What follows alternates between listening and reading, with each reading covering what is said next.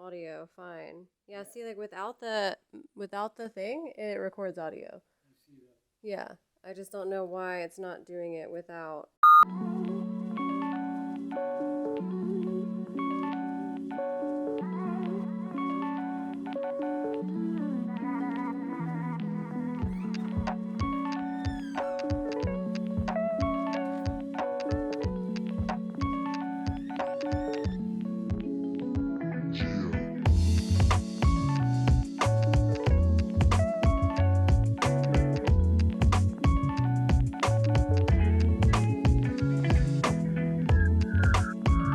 Make sure I'm recording.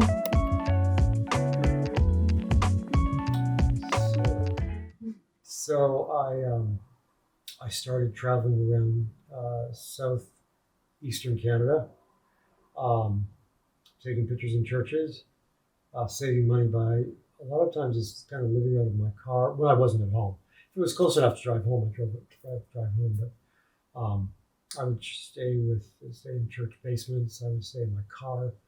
I would stay in the most miserable, horrible little dives of hotels. And when you travel abroad, those little places you can stay Oh in. yeah, like hostels. Hostels. Yeah.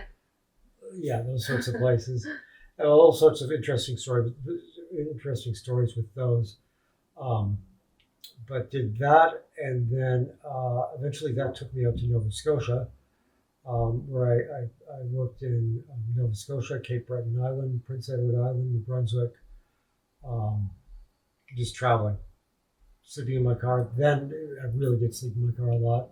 Stayed with priests in New Brunswick, which was really beautiful experience. At night, I would take pictures, or during the day, I would take pictures. At nighttime, I'd hang out with the priest, and we'd drink wine and play cards. Um, so yeah, I have a lot of really great memories of those times. Um, and it's funny, you think back to when you were roughing it, and I'm no more happier now than I was then. You know, traveling, not really having a home, so to speak. Um, Wishing I knew then what I know now. Yeah. I just never. Oh, did that. that brought me into America. Yeah, right. So yeah. You were in Canada. Yeah, I brought me into America, and I was getting tired of traveling. Then Max's mom, I moved to Nova Scotia. Max's mom moved up with me about a month later, and we stayed there for about a year, and then we got tired of that climate, snowy and rainy, Sure. and decided we were going to move. And it was either going to be Toronto or Atlanta. And I picked Atlanta because I was like, if we move to Toronto, I have a feeling we're going to eventually move to Atlanta. If we move to Toronto, yeah. And so we moved down here. And that's all she wrote. And that's how we rode. And then to Playboy. It is crazy. I did not know that you started out with. It's such so far, like it's so diverse, like from Pastors to Playboy. I got into Playboy. Lisa, my son's mother,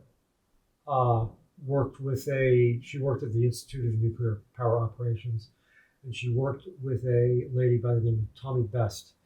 Her husband managed a big commercial studio. So when I came here, I interviewed for assistant at this big studio. I think it employed about 120 people. I interviewed there. I interviewed for a portrait studio manager at Riches and a photo lab. And all of them offered me jobs. The photo lab and the manager paid more. The studio paid $50 a day. But I knew that had more promise, so I took that job and worked my way up to being the main fashion photographer. Wow. There, and started traveling with them and shooting for Macy's, and Riches, and Saks, and Bloomingdale's, and all of that. And then one day I was in a location shooting like a Bloomingdale's, and I guess Playboy had shot there a few weeks earlier, and the owner of the location comes up to me and goes, "Playboy shot here." I was like, "Really?" But back then we shot shot Polaroids, not digital. So I immediately said, "Do you have any Polaroids?" And so he pulled out some raggedy little Polaroids, and I looked at them and I was like, "I can do this."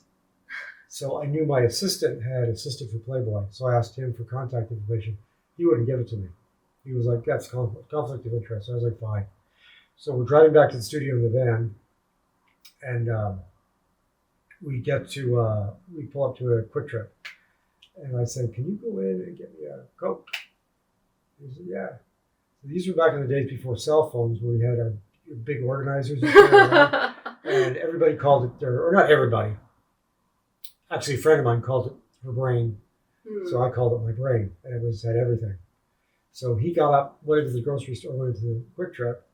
I saw his organizer sitting there. I picked it up, thumbed through it, found Playboy, wrote down the information, put it back. He came back out to the car, and I was like, "Thanks." And the next day I called the contact, got an interview with them, met her, the Southeastern producer, met her at Murphy's down in in Virginia Highlands, and showed her my book, which really didn't have anything. There was no nudes in it. There was really low-level fashion photography, I thought. But she saw something in it, and she sent it to Chicago, and they saw something in it. And about 2 weeks later, I got a call from Chicago saying, "Would you like to start shooting for us?" It's crazy. So Yeah. the camera you're holding. Camera I'm holding this is my father's. This is the first camera. I'm sure I've seen others, but in my mind's eye, this is the first camera I ever saw. And my father kept it in the top drawer of his dresser with his father's army medals and other trinkets and this. And I used to go and get a little stool and climb up and open up his drawer and pull this out, and I would just look at it, fascinated by it. And you told me that you didn't actually fall in love with photography per se. You actually fell in love more with the darkroom process. Yeah. So tell me. My up at the cottage, one of my little girlfriends at the cottage, her father, who I'm still friends with today. I had the biggest crush on her. She was the most beautiful girl I'd ever seen in my life, and I had the biggest crush on her.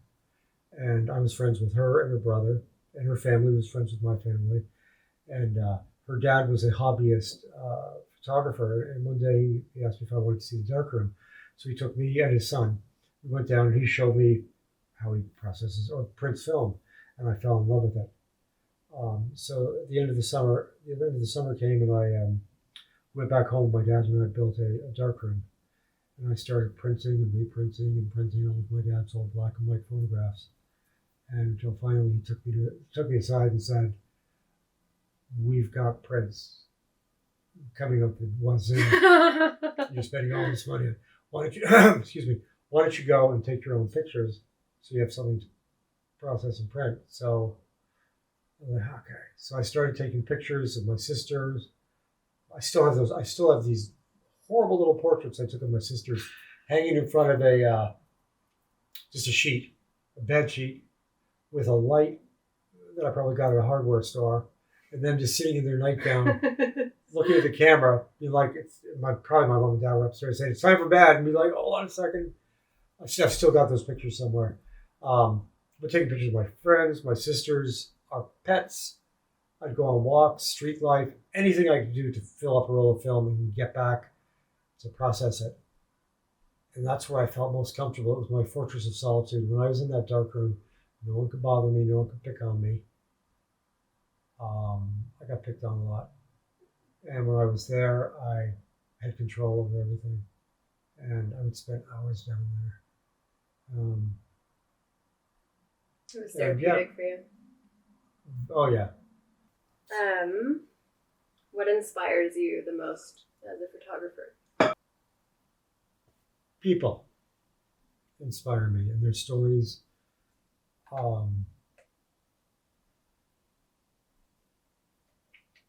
Just people, the stories that they wear on their faces, their moments, their surroundings, their atmospheres. That and light. Light inspires me. Just seeing the way light plays on things, and yeah, people. I love taking pictures of people. Yeah, I'm the same. I feel like people is my favorite. I've tried like landscape and like architecture, that kind of thing. But there's just something about people with their faces. Yeah. I'm also obsessed with that. It's funny, in college, the dean of photography, he was a well-known architect photographer, and he taught classes in architecture. And he took a liking to me and would take me on some of his jobs and thought that I had the makings of a great architect photographer. Looking back, I don't know. I think they're very technically and everything, so I never went in that direction. Yeah, I feel like it's too like clinical for you. Clinical. You're much more, passionate, like feeling. You need the feeling. Yeah. It's funny, the portrait teacher that taught illustrated portraiture was named Doug Bolt, who was a prick. And Sorry if you're listening. Yeah, I don't hope he is listening. He told the class, behind my back, he told another class that I was a flake and that I would probably never make it as a portrait photographer. Well, that's... And out of probably anybody that I went to school with, I'm probably one of the few that probably succeeded. Well. So there you go, Doug Bolt. Eat it. Eat it, Doug Bolt. He might be dead. What do you think makes a photographer good at their job?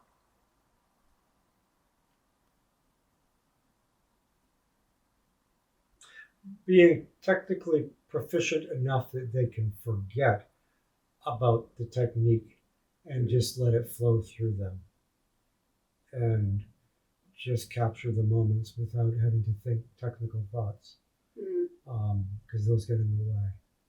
Yeah. So, and just having an eye for it, having an eye for what pretty light is, what makes things beautiful, and also your intentions need to be right. Some people want to be photographers, I think, for the wrong intentions. You can sometimes look at their portfolios and tell. Yeah, you know what they're there for. Yes. I think you and I are really similar with that because maybe that's why I kind of idolize you or look up to you as a mentor, because I've never been good with the technical part. I'm just now starting to learn. I'm still terrible at it. I think like you said, I think there's something to that makes a good photographer. It's also, I'm not dissing. I understand the importance of technicality, but I do think it also makes it more mathematical and kind of clinical, and we're so not like that. And you can tell, I think, especially shooting people. Maybe in architecture, it's better to be that way, but people. My old assistant in Playboy, his name was David Goodman. Really cool guy. But he used to say, what was his expression? I know he didn't make it up, but it was if it's not looking good, keep shooting. If it's looking good, keep shooting. And because it was always it's not there yet, so you keep shooting. But then when it does look good, it's like you want to. It's like, okay, David, stop. You've got it. Yeah. Because you tend when you find that spot, you're like, you want to. Yeah. It's like, okay, you got it. And that's taking us to our next. Your biggest hurdle as a photographer is knowing when to stop. When to stop, yeah. Yeah. Yeah, that's always been. I didn't realize it always been, but looking back, it's always been a big knowing when to put the camera down. And I'm not talking about necessarily during a shoot, just in life. I want to document everything. Sometimes that gets in the way of life's beautiful moments, where you need to put the camera around and just enjoy that moment. It's a difficult situation because I've also got some photographs. That I love. I have photographs of my grandmother the day she died. That I remember going in to see her and purposely not taking a camera, but I just couldn't help it. And I've got a picture of me holding her hand and my son in the background crying. I'm so glad I have those photographs. So, I don't know. there's been many moments that I'm so glad I have those photographs. But at the same time, you're not quite present when you're taking the pictures. It's difficult. Yeah, I know what you mean. It's like you want to make things immortal, and a picture will live for forever. You can look back in 50 years and see where you were, who you were with, catch their expression. But you sacrifice actually living it and being in it Yeah. to some degree.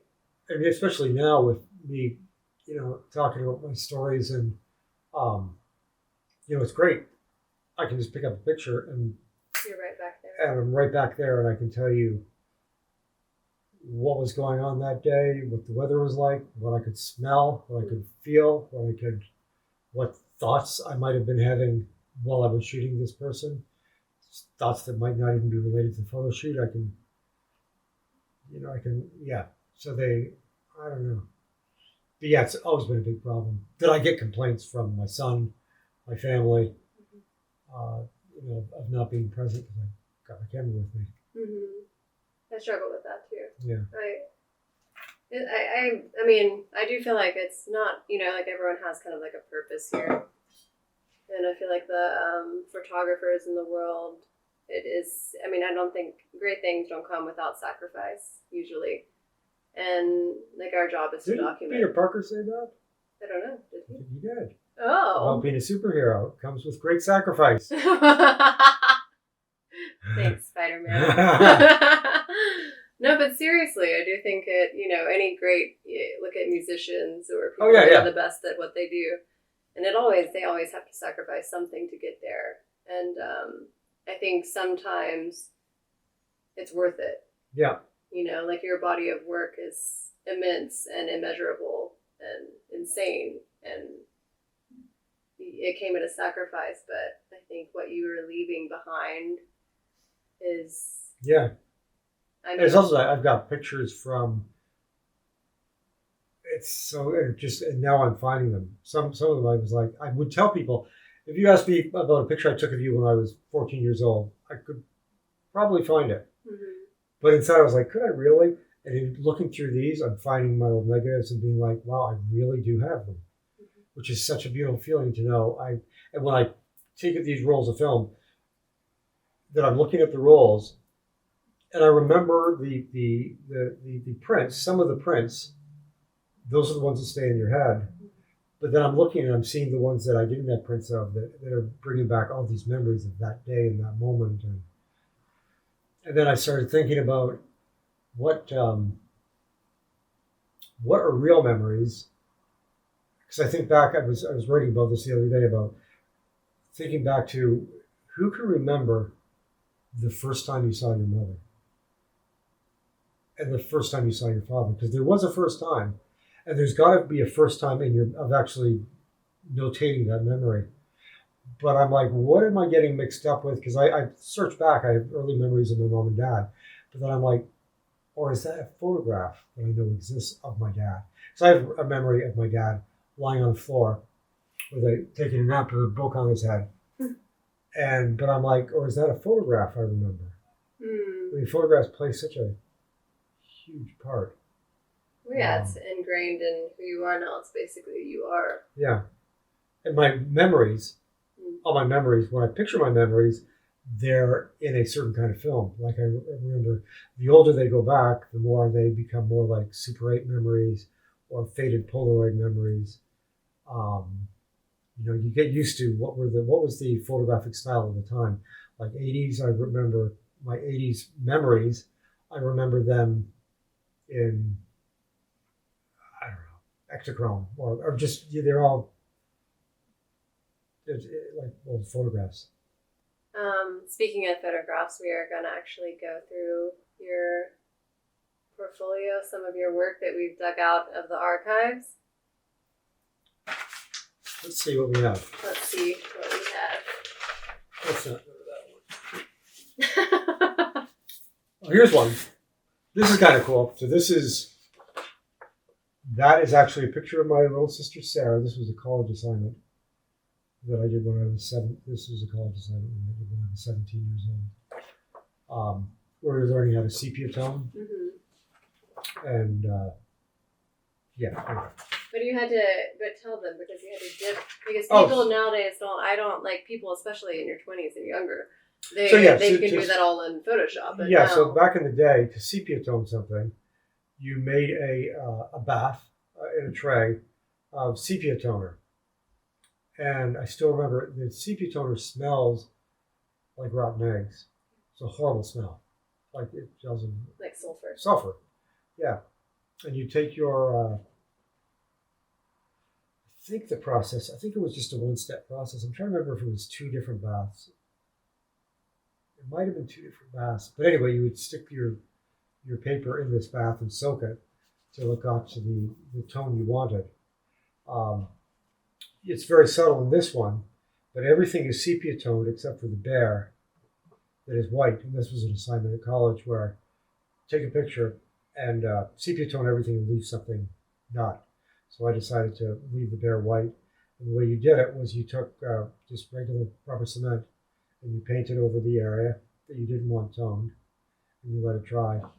And then you tone it, and after it's dried off, you squeeze it and let it dry off, and then you just rub the rubber cement off, and you can still kind of smell the smell of the chemicals. This naked ladies. Naked ladies. This was a funny shoot. This is for Playboy. I had been out the night before drinking my booty off. Was so hungover the next day. But you're there to shoot. You're on location somewhere, and this was a shoot. And I was sitting on an ottoman across from her, and I was so hungover and tired. And I had my assistant there that you'd hand after I shoot a roll, 36 exposures, hand my camera to my assistant, and he would reload it. It would take him about 30 seconds to reload it. But in that 30 seconds, I'd hand it to him, and I'd lay back on the ottoman and fall asleep, even if it was 37. And my assistant would, and I'd sit back up and continue to take pictures, and then I'd be like, hand it to him, and I'd like that. And that was one of those shots. And of course, she's never modeled before, and she just thinks this is the way she was like, I guess this is the way it is. So, ludicrous. Yeah. This is a funny story. I was doing a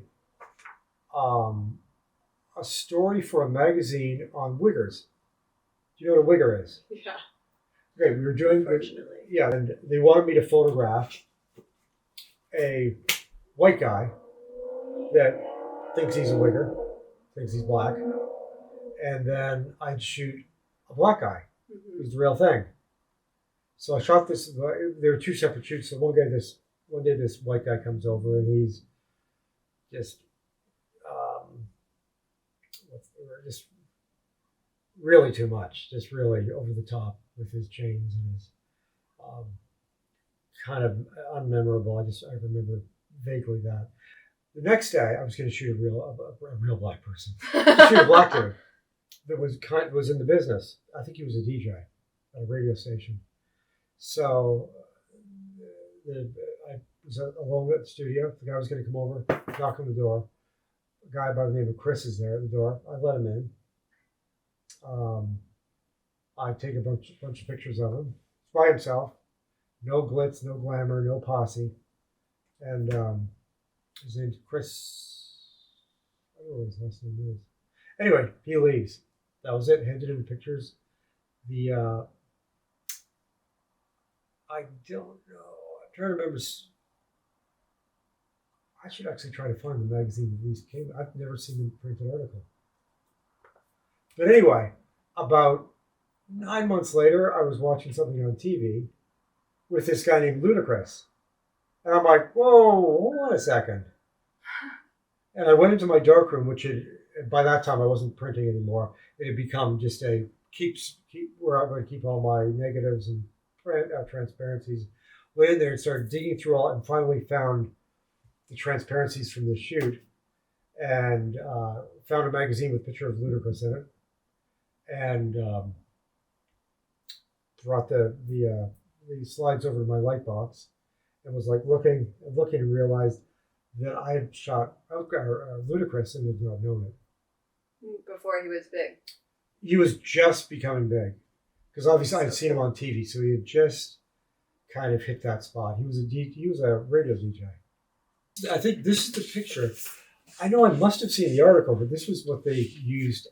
I would love to have the tear sheet of it. This was what they used as a full page in the article. Who actually lives in this building, or doesn't? He's got an apartment in this. You've told me that Yeah. before, actually. So, oh, this is Tila Tequila. Oh, I used to love her. Yeah. Yeah. So I was the first one to shoot her for Playboy.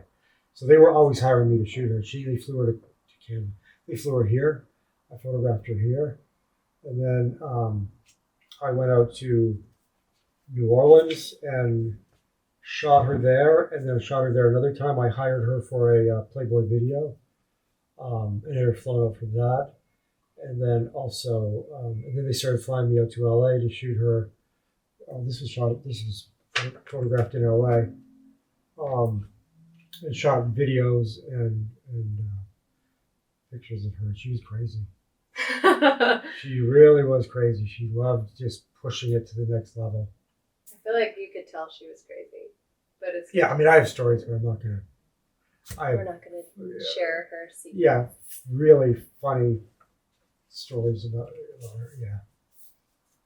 Oh, this is interesting. So this is Rico Wade. I don't know if you've heard of the Dungeon Family. Mm-mm. The Dungeon Family was how would you describe them? I guess they would produce acts like Outkast was part of the Dungeon Family. Trying to think of who else was part of the Dungeon Family. Mm-hmm. I'll have to find an enlargement of that. Yeah. Or I can show you. So we had shot at my studio until 1 a.m. All studios. And then we went to the recording down to the Dungeon, which was on the west side of Atlanta. We went down there and I shot more there. We went into the recording studio and Rico sat back and I was like, just do what you do. And I started taking pictures of him and he started smoking a blunt. And I was like, this is looking so good. But he came to the end of the blunt and I'm like, I need more. So he opens the door, can I have another blunt? And another one. Man. Like get big plumes of smoke, and he's like, and I'm like, can we do one more? Anyway, we finished that. I got some great shots. I'm so glad I found the negatives, because the print I have is not the best quality. By the end of the shoot, he was like, I got him so fucked up. Yeah, I bet after 3 months. He was a mess, but he was.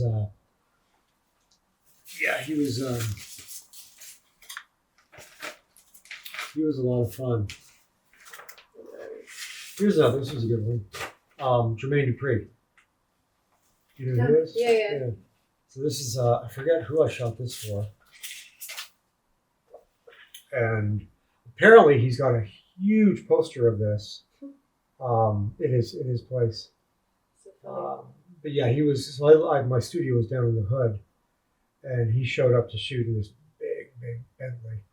And everybody was just going nuts. All the homeless people were all going nuts about his Bentley. But I remember he introduced me to, this is back when they had Blackberries, but they were just for texting. Mm-hmm. And I remember him spending so much time texting. He was constantly on his Blackberry, texting people. Early 2000s. Right? Yeah, Blackberry. really before cell phones. I mean, there were cell phones, but they weren't widely used. Yeah.